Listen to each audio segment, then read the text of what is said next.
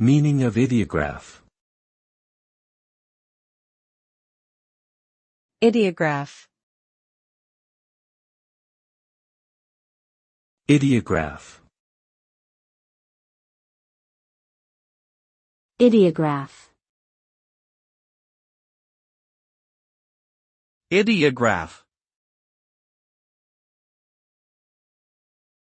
An ideograph is a symbol or character that represents an idea or concept, rather than a specific word or sound.